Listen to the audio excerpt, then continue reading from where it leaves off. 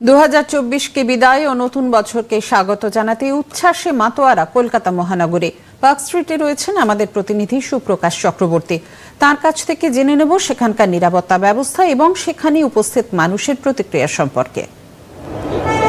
দেখো, বছর শেষের দিনে কলকাতার পার্ক স্ট্রিট চত্বরে কিন্তু ইতিমধ্যেই হাজার হাজার মানুষের জমায়েত শুরু হয়েছে।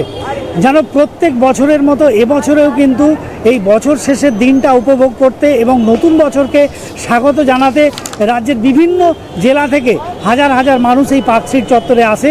কিছুদিন আগেই এখানে ক্রিসমাস ফেস্টিভ্যাল শুরু হয়েছে এবং তার সেই লাইটিং এখনও রয়েছে এবং বছর শেষের দিনে সেই লাইটিং আরও নতুনভাবে সাজানো হয়েছে এবং নতুন বছরকে স্বাগত জানাতেও কিন্তু আরও বেশি করে লাইটিং করা হয়েছে এই পার্ক স্ট্রিট চত্বরে।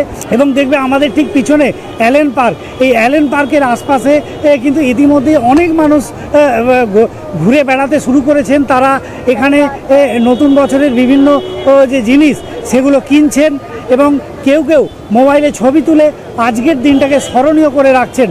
এবং আরও যত রাত বাড়বে তত কিন্তু এই ভিড় আরও বাড়তে থাকবে বলে মনে করা হচ্ছে এবং তার জন্য পর্যাপ্ত পুলিশি ব্যবস্থাও কিন্তু এখানে রাখা হয়েছে। আমাদের ঠিক পিছনেই দেখতে পাবে যে প্রচুর পুলিশ কিন্তু এখানে মোতায়েন করা হয়েছে। অনেক ধন্যবাদ সুপ্রকাশ।